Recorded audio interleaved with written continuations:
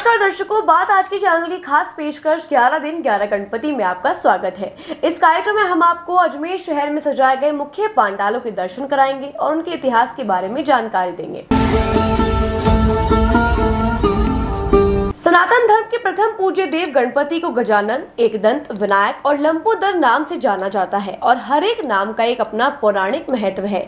जैसे लंबोदर अर्थात लंबे या मोटे पेट वाला। गणेश जी का यह नाम उन्हें उनके पिताश्री भगवान शिव से मिला था। ब्रह्म पुराण के अनुसार गणेश जी दिन भर माता पार्वती का दूध पीते रहते थे। यह देखकर भगवान शिव ने गणेश जी से कहा कि तुम बहुत दूध पीते हो, कहीं तुम लंबोदर न बन जाओ। बस तभी गणेश जी को एक और नाम मिला, लंबोदर, और इसी नाम से अजमेर में गत 15 वर्षों से लंबोदर राजा समिति लंबोदर राजा के नाम से गणपति प्रतिमा की स्थापना करती आ रही है। और इस बार भी पुरानी मंडी में बड़े पांडाल में 10 दिनों के लिए प्रतिमा स्थापित की गई है। लंबोदर राजा समिति को 2007 में बनाया गया था, जिसके अध्यक्ष उत्तम चंद पवार, सचिव कमल वर्मा और कोषाध्यक्ष प्रकाश ओझा जी के प्रयासों से 18 वर्ष पूर्व एक छोटे से कमरे में स्थापित गणपति जी की छोटी सी प्रतिमा ने आज एक वृहद रूप ले लिया है। प्रकाश ओझा ने बताया कि कुछ मित्रों ने 18 वर्ष पूर्व एक घर के छोटे से कमरे में एक मूर्ति की स्थापना की और धीरे धीरे इसे बढ़ाकर आज एक विशाल पांडाल में इसे स्थापित किया जाता है। लंबोदर राजा संस्था को उनके सामाजिक कार्यों के लिए राज्य स्तर पर सम्मानित किया जा चुका है।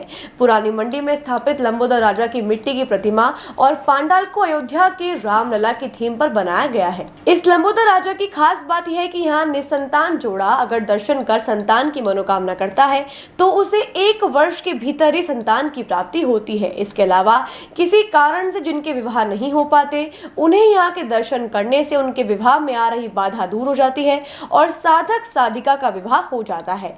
दर्शकों, इस पांडाल की एक और विशेषता यह है कि यहाँ रोजाना 30 से 35 हजार रुपए का प्रसाद बनाया जाता है, जो रोजाना लगभग 2 से 2.5 हजार भक्तों को वितरित किया जाता है। दर्शकों, यह प्रसाद बाजार से नहीं खरीदा जाता, बल्कि एक हलवाई को 10 दिनों के लिए पांडाल में ही बिठाया जाता है, जो नित्य ताजा मिठाई प्रसाद के रूप में बनाते हैं। लंबोदर राजा के विसर्जन के दिन मुंबई से ढोल वादकों की एक टीम बुलाई जाती है। वहीं समिति के सभी 51 सदस्यों को एक ड्रेस कोड में आना होता है और महिलाओं के लिए भी एक आकर्षक ड्रेस कोड रखा जाता है। वहीं विसर्जन समिति एक प्राइवेट फार्म हाउस पर साफ पानी में विसर्जन करती है। विसर्जन में गुलाल की जगह केवल पुष्पों का उपयोग किया जाता है।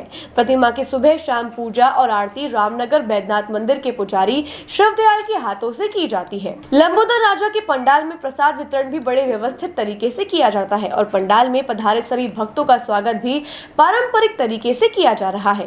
दर्शकों, यहाँ पहुंचकर दर्शन करने पर ऐसा प्रतीत होता है कि हम महाराष्ट्र के किसी गणपति पांडाल में आ गए हैं। आइए हम भी हमारे बात आज के चैनल के विशेष कार्यक्रम 11 दिन 11 गणपति में आज लंबोदर राजा के दर्शन कर पुण्य लाभ प्राप्त करें। जय की जय।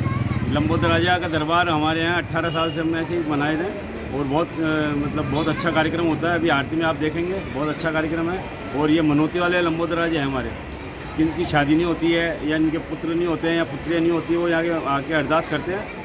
फिर उनको 1 साल में ऐसे 2 साल में उनको कुछ न कुछ भगवान देते हैं।